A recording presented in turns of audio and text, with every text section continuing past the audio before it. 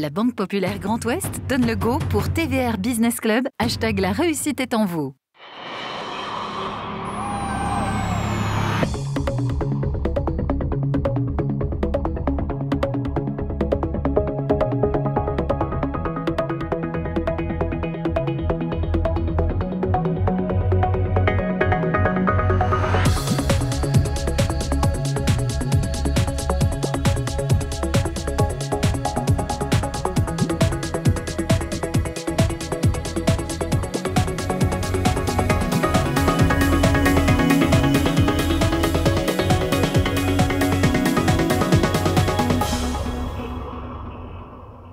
Bonsoir à tous, quel plaisir de vous accueillir comme chaque mois à l'intérieur de cet écrin à Polaris pour votre rendez-vous du TVR BPGO Business Club, l'économie décryptée par ceux qui la font.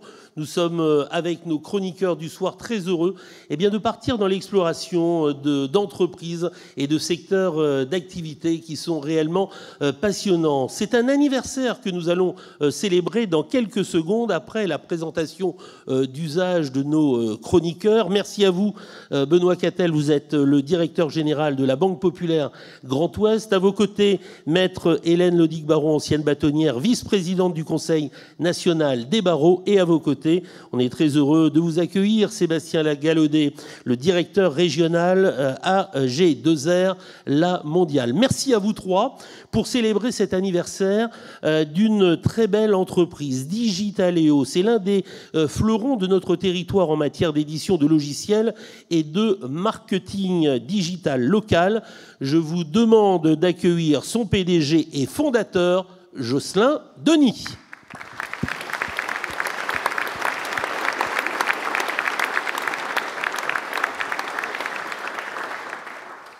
Bonsoir Jocelyn. Bonsoir à tous et à toutes.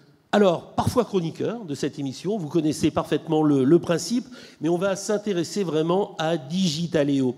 Vous êtes implanté depuis 10 ans, donc 20 ans c'est la création. Depuis 10 ans, vous êtes à la Kourouse, à la fabrique. Vraiment, vous étiez visionnaire de ce quartier de Rennes. Vous allez nous en parler. Mais la première question, c'est peut-être expliquer le lancement de Digitaléo. Ça s'est fait dans votre grenier. Vous étiez aux portes de Rennes, à Bru, et là, le déclic ? Ben voilà, j'ai toujours rêvé depuis l'adolescence de créer mon activité, mon entreprise. Et donc, dès que j'ai pu le faire à l'âge de 28 ans, je me suis lancé avec une intuition, c'était le boom du mobile, pas du smartphone à l'époque. On avait un mobile Nokia, Sony Ericsson.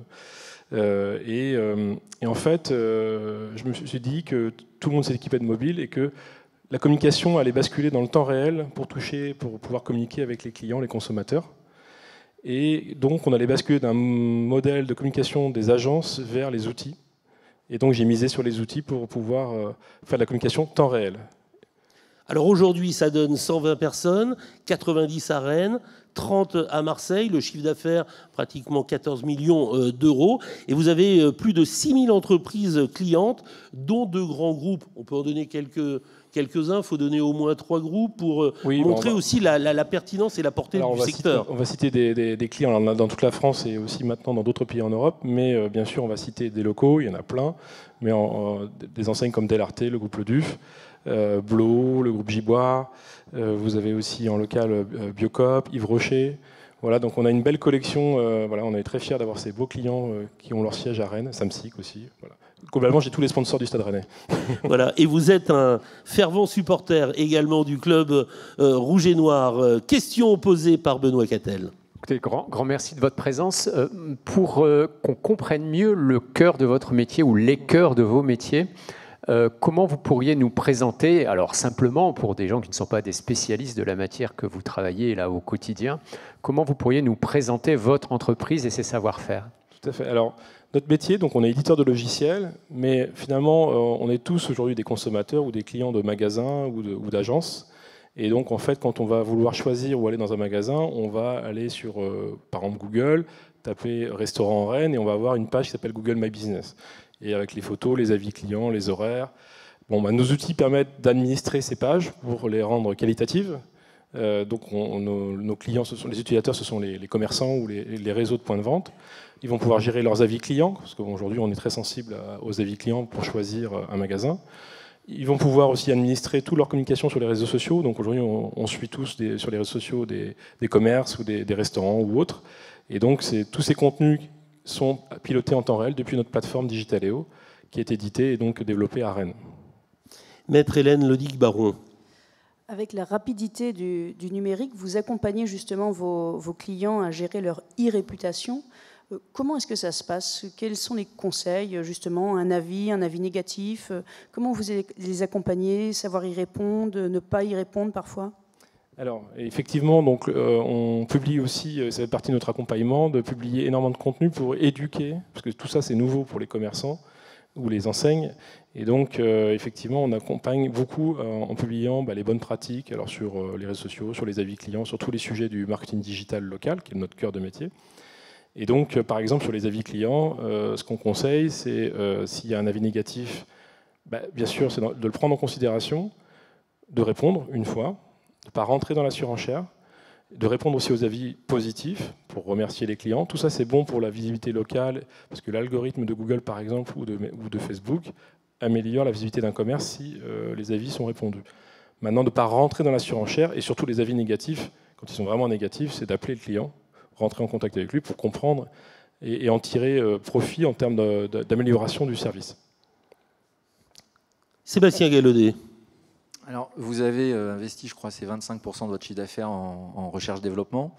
Comment aujourd'hui vous voyez l'évolution du marketing digital, notamment avec l'IA qui est aussi très prégnante? Et donc, c'est quoi vos perspectives là, sur l'avenir? Alors, c'est vrai qu'aujourd'hui, on a bien sûr, en 20 ans, j'ai vu énormément d'évolution, parce que l'entreprise, je l'ai créée, il n'y avait pas le smartphone. Le smartphone est arrivé 2008-2012. Globalement, c'est le boom du smartphone. Donc, tous nos comportements ont changé avec l'arrivée du smartphone.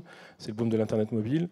Ça a été la deuxième vague. Et la troisième vague qui est, j'irais là, maintenant, et qui est, c'est pas dans 5 ans, ça va se passer maintenant, c'est l'arrivée de l'IA, l'intelligence artificielle générative, qui est en fait quelque chose où on va tous être assistés dans nos métiers, et même à titre personnel, par l'algorithme qui devient de plus en plus intelligent et qui est capable de créer du contenu, par exemple.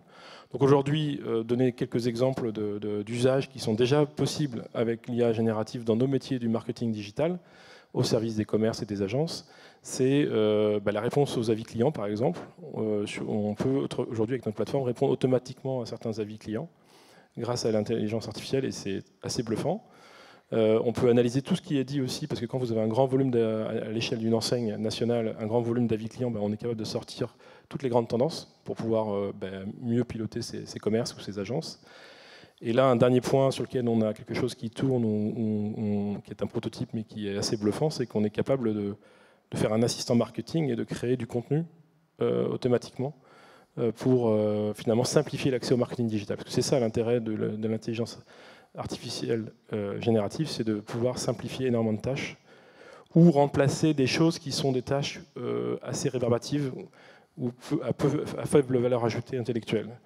Et donc je pense qu'on va tous être augmentés en fait, et au-delà du marketing digital, c'est dans tous les métiers, grâce à l'intégration dans les logiciels de fonctionnalités basées sur l'IA générative. Et ça, c'est en train d'arriver en masse, parce que tous les éditeurs de logiciels aujourd'hui intègrent cette révolution. Alors on parle beaucoup de notre territoire aussi comme une digital valley. Vous avez montré la voie il y a 20 ans. Il y a vraiment aujourd'hui le potentiel pour faire de grandes choses. Mais pour faire de grandes choses, il faut des femmes, il faut des hommes. Et il y a ce potentiel. On vient un peu de très loin pour travailler aussi dans le digital à Rennes et en Bretagne. Tout à fait. Donc, moi, j'ai eu la chance d'arriver sur ce territoire, parce qu'à l'époque, je travaillais pour les frères Guillemot qui ont créé Ubisoft et Gameloft dans les jeux vidéo, et de découvrir ce territoire qui est magnifique pour entreprendre. Et Rennes, qui a tous les atouts en termes de ressources et d'infrastructures. Et donc, ça nous a beaucoup aidé quand on a voulu recruter une équipe technique à fort potentiel. Là, aujourd'hui, on a des gros enjeux sur la cybersécurité. Aujourd'hui, Rennes est un territoire très performant aussi là-dessus, enfin la Bretagne en général, avec des salariés en plus fidèles. Donc c'est vrai que parfois on dit il faut entreprendre à Paris, on est plus visible, etc. Mais en fait, il y a aussi beaucoup d'atouts pour entreprendre en province, et notamment à Rennes. Donc pour tout ça, je l'ai vu évoluer. Hein. Bien sûr, j'ai vu Rennes complètement changer en 20 ans avec les infrastructures qu'on connaît aujourd'hui. Et on parlera de votre implantation tout à l'heure parce qu'au-delà des baby-foot un peu indispensables dans les secteurs du digital, il y a quand même un savoir-faire qui est remarquable. Benoît. Oui, moi, ce qui m'intéresserait pour vous situer dans la panoplie de l'ensemble de ces acteurs, c'est comment vous vous définiriez vos savoir-faire plus particuliers, et puis si vous aviez une ambition de développer ou de racheter un nouveau métier, quel serait-il? Alors, notre savoir-faire particulier, si je veux le dire en une phrase simple, c'est qu'on est là aujourd'hui pour simplifier le marketing digital auprès des commerçants et des agences de points de vente, voilà, et des réseaux de distribution. Donc c'est vraiment, on est au service des enseignes. Notre métier, c'est vraiment notre particularité, c'est qu'on permet à ces entreprises de faire un marketing de proximité. Et on est les seuls à avoir une offre aussi large pour pouvoir gérer tout dans un seul outil. Parce qu'aujourd'hui, ils sont obligés sinon de prendre des outils différents et se retrouver à 5-6 outils pour faire la communication digitale, ce qui est assez complexe pour eux. Donc leur métier, c'est pas de faire la communication, donc il faut que ce soit simple. Donc vraiment, notre valeur ajoutée, c'est de simplifier tout ça, de les éduquer aussi sur les bonnes pratiques, et ça fonctionne bien. Et depuis qu'on a pris ce positionnement, on est très différenciant et on avance. Donc voilà. Et sur notre ambition, effectivement, est de continuer, et on est en train d'accélérer en termes de croissance, donc de continuer à nous développer. On est en croissance à 2 chiffres, en organique, mais on regarde aussi pour se développer en croissance externe. On a fait déjà une première opération il y a 2 ans, en rachetant une entreprise à Marseille qui complétait parfaitement notre savoir-faire. Et on envisage d'autres opérations, on commence à regarder des dossiers. Voilà, mais c'est un sujet pour nous pour les 2 prochaines années de franchir une dimension, et l'objectif c'est d'aller à 25 millions de revenus le plus vite possible. Hélène. En préparant l'émission, il y a quelque chose qui m'a amusé en allant sur votre site internet. Quand vous parlez des démarches RSE, vous parlez de diversité culturelle en disant on ne recrute pas que des Bretons. Cette diversité culturelle, vous la vivez comment? Est-ce qu'un Marseillais apporte autre chose qu'un Breton? J'ai trouvé ça assez amusant.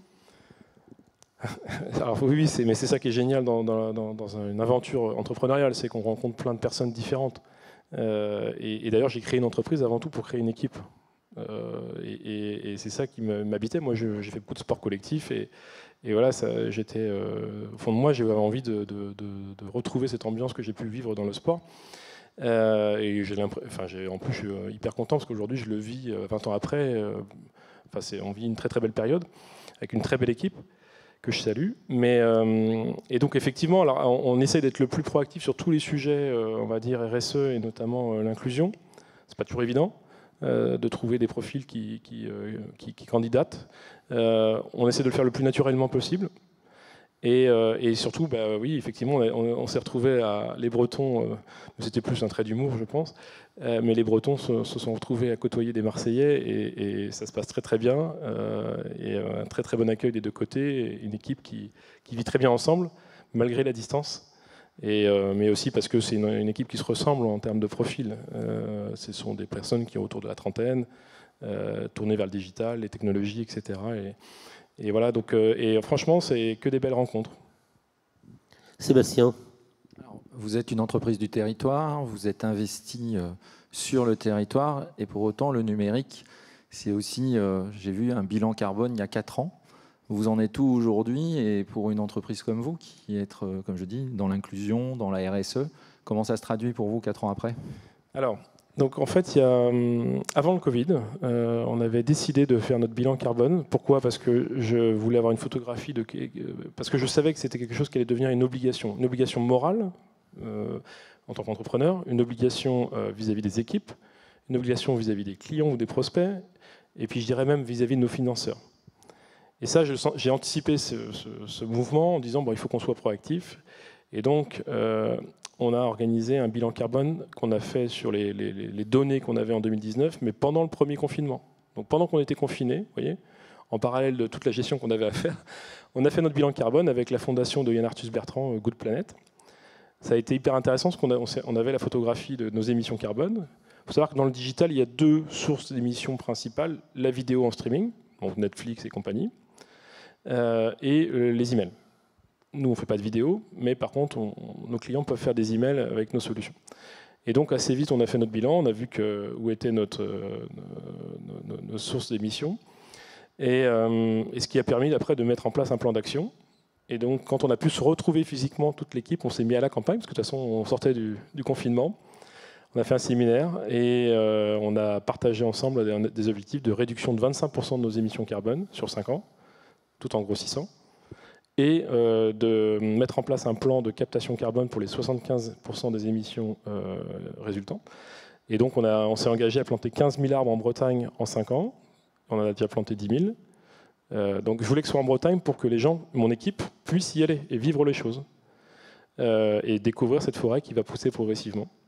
Voilà, et donc on est dans les clous et on refera un bilan carbone l'année prochaine pour justement 5 ans après voir où on en est sur ce bilan et le mettre à jour. Et voilà. Et tout ça est finalement très intéressant parce qu'on l'a même acté dans notre pacte d'actionnaires avec les 2 fonds d'investissement qui sont à Mon Capital. Jocelyn, si je vous ai bien entendu, depuis 20 ans, il y a eu 3 grandes étapes. L'arrivée du premier iPhone a été quelque chose de fondamental, on l'a bien compris pour vous. On est à l'heure de l'intelligence artificielle. Est-ce que vous voyez déjà arriver une 4e étape à 5 ans, à 10 ans? Alors, là, je pense que la vague qui démarre, c'est vraiment l'intelligence artificielle générative. On n'est qu'au début. Alors, il va falloir l'encadrer, etc. Il y a plein, on peut en débattre longuement. Mais c'est dans nos métiers, en tout cas pour les entreprises, ça va être un changement. Vous voyez, il y a Gartner, qui est une société de sondage, disait que 4% des entreprises aujourd'hui utilisent l'intelligence artificielle. Dans 2 ans, 86% des entreprises vont utiliser l'intelligence artificielle. Ça va aller très vite. Ça va aller très, très vite. Donc, il faut s'adapter à ça. Je pense que l'autre étape, mais qui va au-delà du marketing digital, ça va enlever les frontières. Je pense qu'on va parler toutes les langues et dans les 5 ans à venir. Je pense que voilà, le fait d'internationaliser les entreprises va être beaucoup plus simple. Ça va marcher dans les 2 sens. On aura aussi plus de concurrence. Pourquoi? Parce que je pense que c'est déjà le cas au niveau de la traduction du texte. Et c'est très performant, la traduction de contenu. Et je pense que dans les 5 ans à venir, on aura la traduction temps réel de la voix. Et là, il n'y a plus de frontières, en fait. C'est-à-dire que vous pourrez demander à un commercial français de vendre en Espagne, même s'il ne parle pas espagnol. Je pense que ce sera intégré dans les systèmes de téléphonie. Voilà. Et donc ça, je pense ça va aller jusque-là, et voire beaucoup plus loin, bien sûr. Mais les technos sont en train d'être développés. Et il y a déjà des choses. Aujourd'hui, vous pouvez traduire, Stéphane, une vidéo de vous, automatiquement, vous la téléchargez et vous parlez la langue que vous voulez. C'est déjà disponible. On a été vraiment bluffé à la dernière plénière du MEDEF 35. Benoît. Dans les sujets un peu sociétaux au sens large, il y en a un qui peut nous préoccuper, les Occidentaux, l'Europe en particulier, c'est les aspects de données et la confidentialité des données. Vous venez d'évoquer l'idée que demain, on pourra, votre entreprise pourrait très bien se développer aux 4 coins du monde, n'ayant plus l'obstacle de la langue. Comment vous nous conseilleriez d'aborder, parce qu'il y a des avis très différents, le sujet de la protection des données? Faut-il vraiment être dans le camp de la résistance ou au contraire se dire que ce monde va être un monde complètement fluide où les choses seront tellement partagées qu'au bout du bout, il n'y a plus de protection à mettre? Comment vous vous situez et quels conseils vous pourriez nous donner? Alors, je pense que l'Europe, là-dessus, est plutôt proactive sur la législation. On dit souvent que les technologies sont inventées aux États-Unis, l'Europe régule. Et c'est le cas. Donc ça a beaucoup évolué. Moi, en 20 ans, là, j'ai vu vraiment la différence. La RGPD, par exemple, qui est aujourd'hui quelque chose qui protège les données, notamment en France, c'est quelque chose qui est pratiqué par les entreprises et qui est globalement respecté. On a tous, au niveau des entreprises, on va dire responsables, mis en place ce qu'il fallait au niveau juridique, au niveau technique. On est très vigilants. Nous, de notre côté, on fait énormément de choses au niveau cyber pour aussi garantir la sécurité. Un des gros enjeux qu'on a tous aussi au niveau entreprise, c'est la cyber.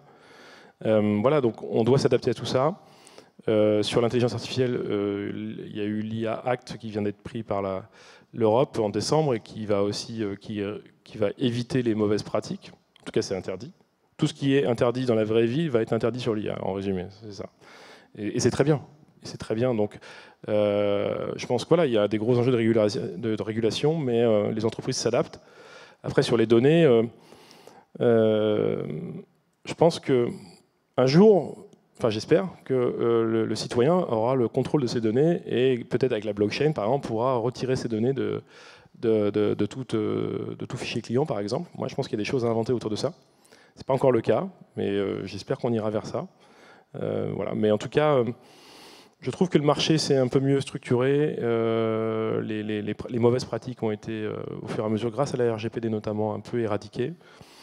Voilà, après, on est dans un monde aujourd'hui, dans le cloud, où on peut faire un service qui vient de n'importe quel pays et impacter un autre pays sans être présent dans le pays. Donc, il y a encore du travail à faire, hein, parce que malheureusement, les règles les mauvaises pratiques traversent les frontières.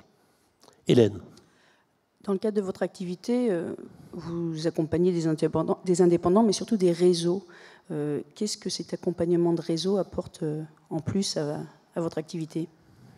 Alors, nous, Digitaléo, c'est vrai qu'on a fait le choix, au fur et à mesure, et on a eu des opportunités d'accompagner des grands réseaux. Donc, on a signé, par exemple, l'année dernière, tout le groupe Volkswagen, donc toutes les marques du groupe Volkswagen, donc c'est Audi, Seat, Skoda, Porsche. Donc, c'est des gros dossiers.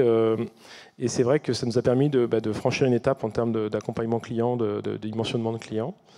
Et nous, ce qu'on leur permet de faire, en fait, à toutes ces grandes entreprises, mais aussi des locaux, hein, c'est de valoriser leur proximité vis-à-vis des consommateurs et de se différencier d'un site de e-commerce qui n'aurait pas de point de vente. Et on trouve qu'on a une utilité justement pour défendre le commerce local, défendre la proximité. Les clients sortis du Covid sont demandeurs de local. On le voit dans le boom des recherches sur Google. Les gens recherchent des choses à proximité. Et donc je ne crois pas du tout au monde tout e-commerce. Et donc on est là justement pour aider ces grandes enseignes ou ces grands réseaux à montrer qu'ils sont proches de leurs clients et qu'on n'a pas besoin d'aller tout acheter sur Internet. Voilà un peu notre utilité en fait. Sébastien. Alors vous avez mis l'humain au cœur de votre entreprise avec notamment les salariés. Vous avez dépoussiéré les valeurs de l'entreprise, en tout cas telles que vous l'avez écrit. Est-ce que pour réussir chez Digitaléo, il faut avoir 30 ans parce qu'on a parlé de l'IA? Et c'est quoi les profils en fait, de demain chez Digitaléo par rapport aux objectifs qui sont les vôtres? Jeunisme? Ou est-ce qu'on a encore des potentiels à travailler un peu plus vieux chez Digitaléo? Alors, chaque année, on prend un an de plus. Hein, donc, la moyenne d'âge, je crois, est 31 ans. C'est un plaisir de travailler avec des personnes plus jeunes que soi. Hein, moi, je vais avoir 49 ans bientôt. Donc, mais non, il n'y a pas d'âge pour travailler chez Digitaléo. On a beaucoup de jeunes parce que grâce à l'alternance aussi qui s'est beaucoup développée, et c'est un vrai succès, on a eu beaucoup de succès auprès des jeunes, qu'on embauche ensuite progressivement. Mais on a vraiment tous les âges, tous les profils, et on a vraiment une très très belle équipe à Rennes et à Marseille. Et donc les profils, c'est vrai qu'on a des personnes qui découvrent le digital, hein, qui viennent vendre du digital, mais qui n'étaient pas dans le digital avant. Ce qu'on cherche avant tout, c'est le savoir-être. C'est des gens qui vont incarner les valeurs. Alors nous, nos valeurs, c'est jouer, parce qu'on veut s'amuser en travaillant.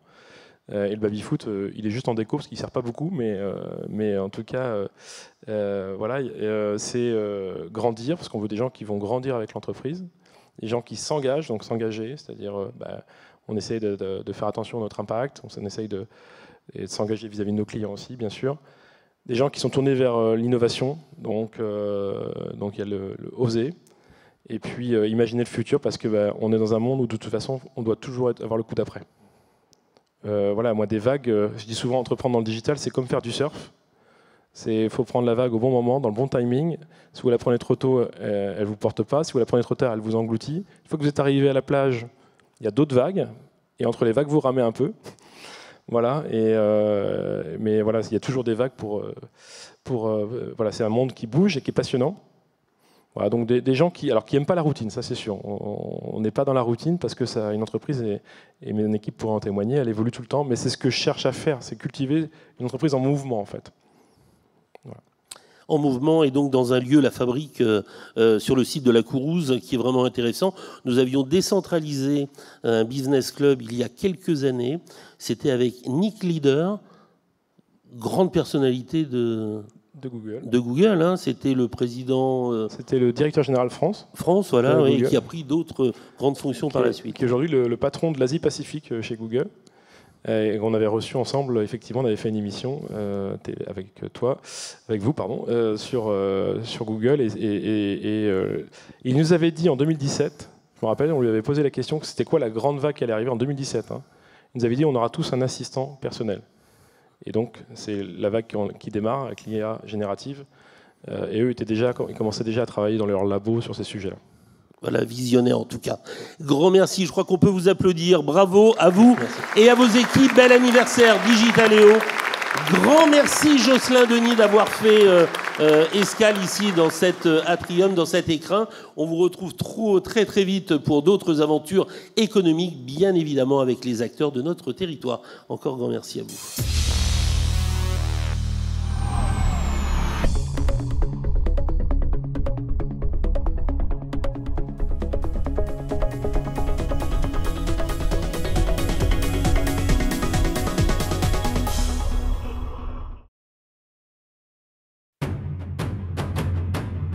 La Banque Populaire Grand Ouest donne le go pour TVR Business Club, #la réussite est en vous.